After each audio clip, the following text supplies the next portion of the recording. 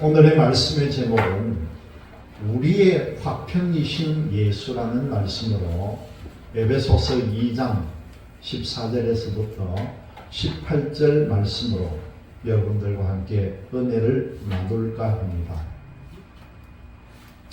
오늘 우리에게 주신 이 말씀을 통해 보면은 예수님께서는 하나님과 우리 사이에 있던 큰 담, 우리를 이어주셨다는 거죠.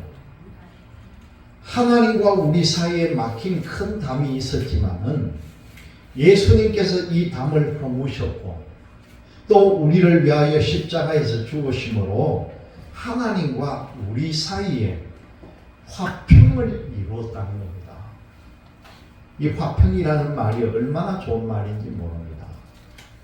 화평을 얻은 사람은요, 어느 곳에 있든지 무엇을 하든지 간에 평안을 누리고 아버지 하나님께 나아갈 수 있는 자격을 우리에게 주셨다는 겁니다. 이것이 얼마나 큰 은혜입니까? 오늘의 말씀의 논지를 보니까 예수님께서는 우리 안에서 나눈 것을 새롭게 합해서 화평을 이루셨다. 그렇게 말씀에 전해집니다. 특별히 14절 말씀을 보니까요. 그는 우리의 화평이신지라. 예수님은 우리의 화평이 된다는 겁니다. 화평을 반대로 거꾸로 하면 뭐가 됩니까? 평화가 되는 거예요. 이 똑같은 말이에요. 화평, 평화. 얼마나 귀한 말인지 모릅니다. 둘로 하나를 만드사 원수된 것은 중간에 막힌 담, 이걸 자기 육체로 헐었다는 거예요. 자기 몸을 희생하면서 죽으심으로 그 담을 무너뜨렸다는 거죠. 그리고 두 번째로 보니까 원수된 것을 십자가로 소멸시켰답니다. 16절 말씀을 통해 보니까 십자가로 이 둘을 한 몸으로 만들었다는 거예요. 그리고 하나님과 화목하게 하려 했다는 겁니다. 원수가 된 그 담, 가로 막힌 이 담을 십자가로 소멸했다는 겁니다. 그리고 세 번째로 보니까 가깝고 먼 데 평안을 전한 예수님에 대한 말씀이 17절에 나옵니다. 또 오셔서 먼 데 있는 너희에게 평안을 전하시고 가까운 데 있는 자들에게 평안을 전했다. 먼 데 있든 가까이 있든 모두에게 평안을 전하셨다. 그렇게 말씀합니다. 그리고 마지막으로 보니까 하나님 아버지께 가는 방법을 알려주신 예수님에 대한 말씀이 18절을 통해서 나옵니다. 이는 그로 말미암아 우리 둘이 한 성령 안에서 아버지께 나아감을 얻게 하려 하심이라는 거예요. 여러분, 우리 사람들이 사는 세계는요, 얼마나 많은 갈등이 존재하는지 모릅니다. 갈등도 보통 갈등이 아니죠. 이 갈등이라고 하는 것은요, 연극이나 드라마 아니면 소설 같은데 아주 중요한 소재가 됩니다. 만약에 그 소설이나 드라마 속에, 연극 속에 갈등이 없다면 너무 재미없는 게 되어버리는 거예요. 그 속에 정말 갈등이 꽉 차 있어야 이게 재미가 있다는 거죠. 그런 갈등이 존재하지 않으면 그 자체가 재미가 없어지는 겁니다. 아예 소설 자체가 만들어지지 못하고 연극이나 영화나 이런 게 아예 만들어지지가 않는다는 거죠. 여러분들도 소설을 쓸 수가 있어요. 여러분. 소설가 한테 보시겠습니까? 소설 창작법을 공부를 해보면요, 소설을 그냥 쓰는 게 아니에요. 드라마를 그냥 짓는 게 아니에요, 여러분. 내가 어떤 소설을 써야 되겠다, 어떤 연극이나 드라마를 써야 되겠다 하면은요, 이걸 국문학에서 배워보면은 소설 창작법이라고 과목을 가지고 공부를 하게 되는데 제일 먼저 하는 게 그 드라마나 소설의 뼈대를 먼저 만듭니다. 사람이 골격을 머리부터 신체를 만들듯이 딱 골격을 만들고 이걸 플롯이라고 하는데 구성을 한다는 거죠. 그래서 이걸 처음에는 어떻게 이걸 전개를 하고 그 다음에 이거 어떤 식으로 부대끼면서 더 점점 더 확산을 시키고 그 다음에 마지막에 큰 갈등, 우리가 흔히 말하는 클라이막스, 절정에 이르기까지 혼란을 주고 절정을 주고 마지막에 대단원의 막을 딱 내리는 거예요. 그거는 딱 순서대로 내가 이런 소설을 쓰겠다 하면 처음에는 농촌에 대한 농촌의 어떤 풍경부터 시작해서 살아가는 모습, 그 다음에 또 살아가는 그 속에서 어떤 식으로 이루어지는지 이런 걸 전부 하나하나 구성을 해나가는 그게 바로 소설이라는 드라마라는 거죠. 그런데 여기에 갈등이나 클라이막스가 없으면 그 자체가 무미건조하고 재미가 없어져 버리는 거죠. 요즘 드라마를 저희 집은 아예 드라마라고는 보지는 않습니다. 영화도 제가 거의 안 봐요.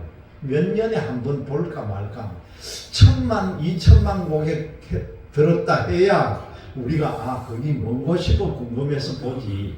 아예 영화나 드라마하고는 우리는 먼 사람들인데 얼핏 이렇게 돌리다가 한 번씩 채널을 돌리다가 보게 되면은 요즘 드라마가 무슨 드라마가 그렇게 감동이 없고 찢고 뽑고 싸우고 쳐맞고 그것만 잔뜩 들어가 있는 게 요즘 드라마예요.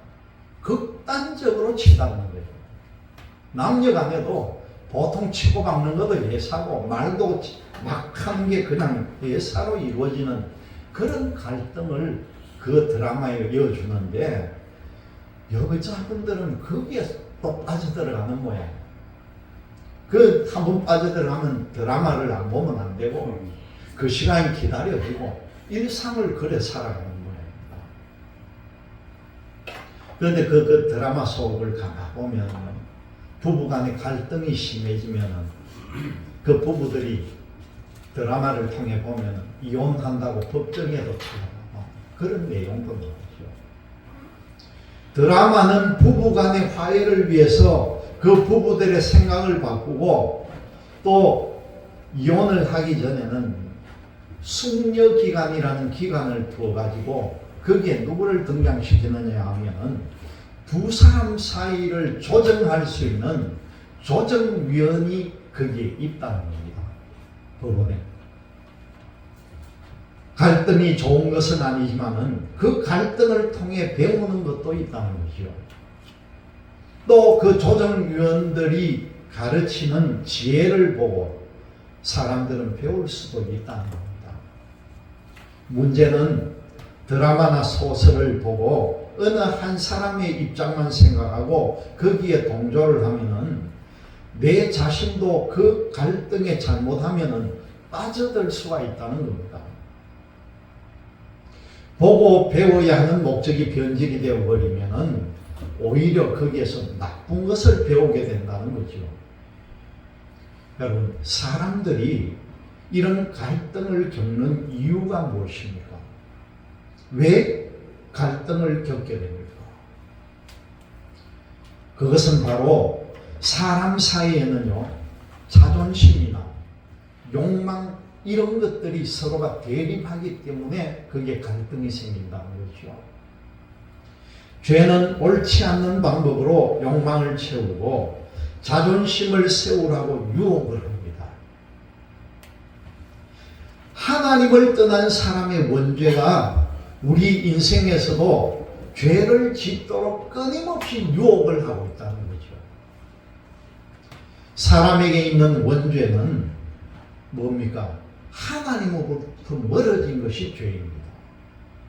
하나님과의 관계가 깨진 것이 바로 원죄라는 거예요.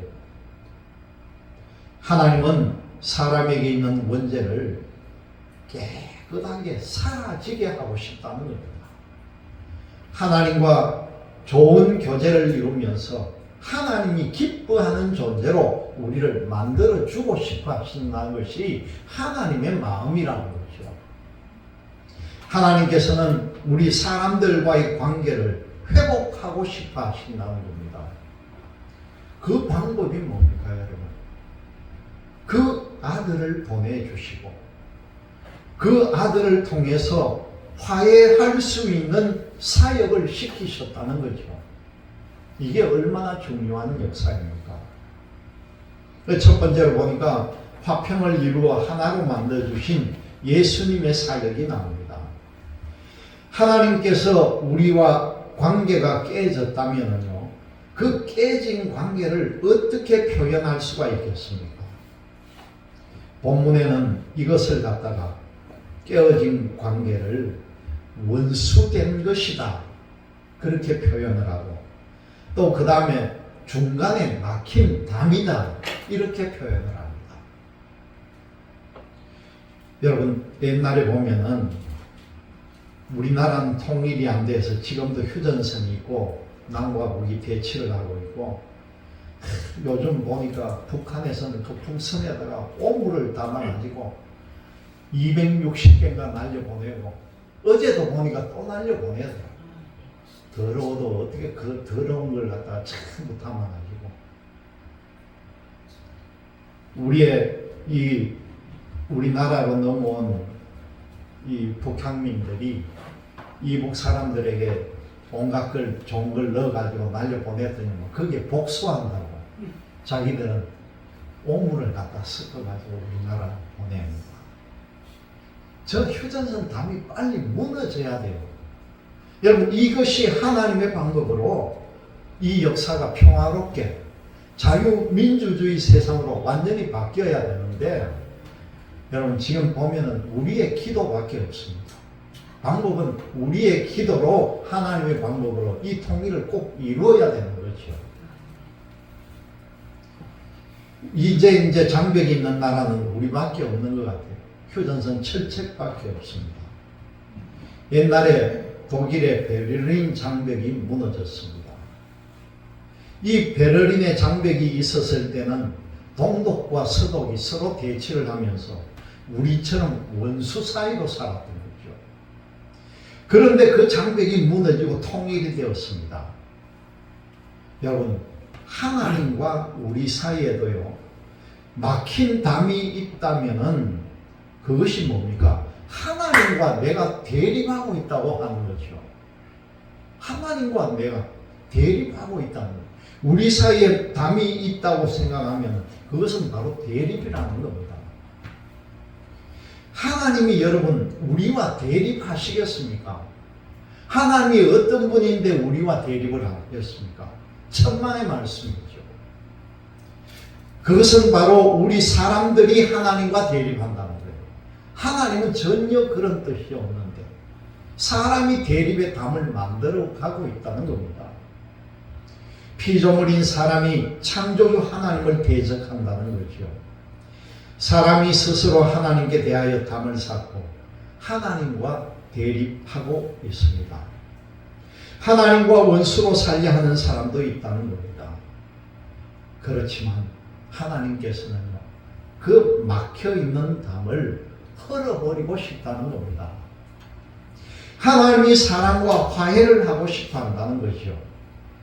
원수로 행동하는 그 사람들을 하나님은 그 사람들도 용서하고 싶다는 그것이 하나님의 마음이라는 겁니다. 그 하나님께서 그 방법을 실행을 해 주셨다는 겁니다. 여러분, 그게 뭡니까? 그 아들을 보내서 막혀있던 담을 허무는 그 방법밖에 없었다는 거죠. 그리고 하나님이 아들을 화평으로 삼으셨다는 겁니다. 과거에는 율법이 하나님과 화평하게 하는 수단이었지만은요, 율법 그 법만으로는 도저히 안 되니까 새로운 방법으로 화평을 이루게 해야 했다는 것입니다. 아들이 세상에 오셔서 당신의 육체를 십자가에 내어 주심으로써 그 막혀있던 담이 허물어졌다는 걸 우리가 알아야 된다는 거죠. 사람이 아들의 희생을 안다면은요, 우리 모두가 하나님께 마음을 활짝 열고 정말 열정적인 믿음으로 하나님 앞에 서는 그런 여러분들이 되시기를 바랍니다. 두 번째로 보니까 원수된 것을 십자가로 소멸한 예수님이라고 합니다. 서두에 말씀드렸듯이 부부간의 갈등이 심해지면 법정 다툼을 하는 사람들에게 조정위원들이 역할을 하게 되어 있습니다.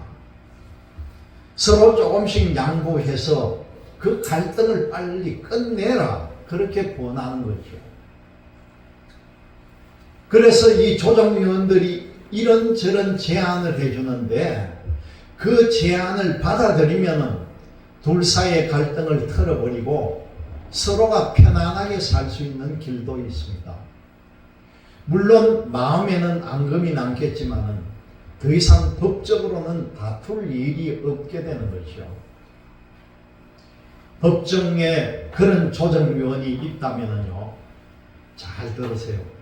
하나님과 우리 사이에는 우리를 화해시켜주고 중보해주는 분이 계시다는 거예요. 여러분, 누구라고 생각합니까? 예수 그리스도죠. 예수님이죠. 법정 다툼을 하는 사람은 조정위원의 제안을 받아들여도 앙금이 남겠지만요, 예수님께서는 하나님과 원수되었던 우리의 모든 죄를 십자가에 달리심으로 말끔하게 완전하게 다 해결하셨다는 겁니다. 이 해결은 하나님과 우리 사이가 가까워지는 정도가 아니라 아예 하나님과 우리가 한 몸이 되도록 한 몸으로 만들어주시는 일이었다는 겁니다. 하나님께서 우리 안에 계시고 우리가 하나님 안에 있다, 그렇게 말합니다. 하나님이 우리를 사랑하시고 우리가 하나님을 사랑하는 모습이죠. 십자가가요, 예수님 계실 당시에는 아주 악독한 죄를 당한 사람에게 가하는 형벌의 도구가 십자가형입니다. 형벌 중에 제일 큰 죄를 지은 사람에게 죽이는 형벌이 십자가 틀에 매달려서 산채로 죽이는 거예요. 얼마나 혹독한 십자가 형벌입니까? 하나님께는 이거 십자가가 화목의 도구로 사용이 되었다는 겁니다. 여러분, 어떤 때 그런 생각해 본 적이 없습니까? 우리가 지금 교회마다 십자가를 달고 십자가를 세우는데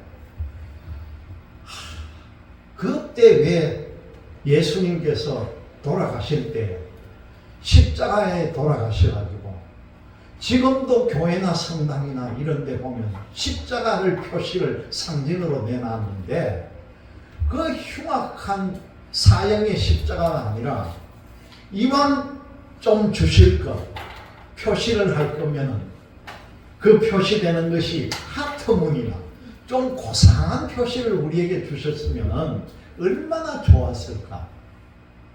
여러분, 그런 생각해 본 적 없습니까? 이 죄의 형틀인 십자가가 아니라 사랑의 표현을 하는 도구를 줬으면 지금 교회고 어디고 내세우는 게 얼마나 모양 좋은 것들이 많이 있겠습니까? 그런데 하나님은 십자가를 주셨다는 겁니다. 하나님이 이렇게 고상한 것을 사용하면 우리 죄가 해결되겠습니까? 우리의 죄는 결코 고상하지를 않다는 거죠. 그 참혹함으로 얼룩진 우리의 죄를 소멸하려면 이렇게 십자가처럼 참혹한 수단을 내세워야 된다는 것입니다. 세 번째로 보니까 가깝고 먼 데의 평안을 전하는 예수님에 대한 말씀이 나옵니다. 이 참혹한 형편인 십자가를 보는 사람들은 과연 무엇을 생각을 하겠습니까? 보통 사람들은요, 십자가에 달린 사람에게 심각한 죄가 있을 것이라는 추측을 하는 거죠. 이사야서 53장 4절의 말씀을 보면은 우리는 생각하기를 그는 징벌을 받아 하나님께 맞으며 고난을 당한다 하였노라, 그런 대목의 말씀이 나옵니다. 그런데 여러분, 예수님은요 죄가 없으신 분이에요. 그래서 히브리서 4장 15절을 보면은 사실 예수님이 당하신 참혹한 고통은 사람에게 자기들의 참혹한 죄를 생각하고 회개시키려 합니다. 그런 말씀이 나와요. 이사야 53장 5절의 말씀에 여러분들이 너무나 잘 아는 말씀이 나옵니다. 그가 찔림은 우리의 허물 때문이요 그가 상함은 우리의 죄악 때문이라, 그렇게 말씀합니다. 예수님의 십자가를 보고 자신의 죄를 알고 회개하는 사람이 하나님 앞에 바로 설 수가 있다는 거죠. 하나님은 죄를 회개한 사람들을 받아들이신다는 겁니다. 죄가 있는 사람은 받아들이지 않는다는 말과 같은 거죠. 그리고 죄로 인한 형벌을 받을까 두려워하는 사람, 죄책감 때문에 고통스러워하는 사람들에게 하나님은 평안을 주십니다. 하나님이 용서하시는 은혜를 회개하고 믿는 사람의 마음에 넣어주시기 때문이라는 것이죠. 이 평안을요 예수님께서 우리에게 알려줍니다. 예수님께서는 제자들에게 평안이 있을 것이라고 선언하는 말씀이 나옵니다. 요한복음 14장 27절을 제가 한번 읽어드립니다. 평안을 너희에게 끼치노니 곧 나의 평안을 너희에게 주노라. 내가 너희에게 주는 것은 세상이 주는 것과 같이 아니라. 너희는 마음에 근심하지도 말고 두려워하지도 말라. 아멘. 예수님은 이렇게 말씀합니다. 평안을 너희에게 준다. 예수님의 평안을 너희에게 준다. 그리고 내가 너희에게 주는 것은 세상이 주는 것과 같지를 않다. 너희는 마음에 근심하지도 말고 겁내지도 말고, 그렇게 우리에게 위로의 말씀을 줍니다. 여러분, 예수님께서는요 시간과 공간을 초월해서 이 평안을 우리에게 주시는 줄 믿으시기를 바랍니다. 가까운 데 있는 사람들, 먼 곳에 있는 사람들은 예수님께서 주시는 평안을 다 받는다는 것이죠. 마지막에 보니까 하나님 아버지께 가는 방법을 알려주시는 예수님에 대한 말씀이 나옵니다. 사람들이 갈등으로 법정에 다툼을 할 때에 그 조정하는 사람들의 역할로 양쪽이 서로 화목할 수가 있다는 거죠. 예수님은 우리를 하나님과 화목하게 하시고 동시에 사람들과 화목하게 하신다는 겁니다. 여러분, 사람이 서로 화목하면요 다른 사람들 보기에도 너무나 좋다는 거예요. 얼마나 아름답겠습니까? 서로가 잘 좋게 해결하고 서로가 웃는 모습으로 탁 하면은 얼마나 좋겠습니까? 복잡하게 일을 만들지도 않고 쉽게 끝낸 이런 게 좋을 거죠. 만약에 서로 싸우는 모습을 보이면은 사람들은요 어느 한쪽 편을 들 수도 있겠지만 싸우는 양쪽 모두를 다 안 좋게 본다는 거예요. 우리 어제 사모님 보니까 성경 무릎에 누우며 최태원이를 엄청 욕을 하더라. 어디 저런 사람이 다니는 거야. 난 속으로는 여자라서 여자 편 드는가, 그래 생각을 했는데 위자료가 1조 무슨 몇천억이에요. 여러분 그 돈에 대한 상상은 해봤습니까? 최태원이가 가지고 있는 전 재산의 3분의 1을 띠가 여자를 주라는 거예요, 법원에. 근데 이게 해결이 안 되니까 1심 갔다가 지금 2심 판결이 난 건데 이제 3심 대법원까지 이 판결이 올라갑니다. 마지막 대법원에서 어떻게 판결하는지 정말 이거는 전 세계가 주목해 볼 거예요. 세계적으로 이만큼 큰 돈의 위자료를 받는 경우가 어디 흔하겠습니까? 미국 같은 나라 빼고는 1조 몇천억인데. 근데 그 집안의 쭉 내력을 보더니만 우리 사모는 저기 나쁜 놈인데 저기 왜 저런 놈이 있느냐고 말해서 욕을 하는 걸 제가 들었는데 양쪽이 어떻든 간에 그런 모습도 싸우는 모습은 사람들이 삼자적인 입장에서 보면 뭐가 하나 좋을 게 있겠습니까? 여러분 혹시 믿음의 사람들이 갈등을 하면은 하나님께서 어떻게 보실 거냐는 거죠. 물론 진리와 윤리의 측면에서 본다면은 하나님께서는 어느 한편 쪽을 들어주실 것입니다. 그러나 단순한 의견이라든가 목적을 이루기 위한 방법의 차이, 또 어떤 일을 실행하는 데 있어서 우선순위의 차이가 아니라면은 하나님께서는 어떻게 생각하실 거냐는 거죠. 서로가 팽팽한 의견으로 대립하면서 얼굴을 붉히고 서로를 비난하는 사람들을 하나님이 과연 기뻐하시겠느냐는 거죠. 여러분 이런 마음들을 다 내려놓으시기를 바랍니다. 내가 만약 누구와 이런 갈등이 있고 서로가 어려운 환경에 있다고 할 때에 우리 믿음의 사람들은 내려놓는 걸 먼저 실행을 해야 될 것입니다. 교회 안에 이런 일이 없다고 어떻게 장담할 수가 있겠느냐는 거죠. 이럴 때 우리가 생각하는 일은 하나님이 행하신 화평이고 예수님께서 전하시는 평안이어야 한다는 겁니다.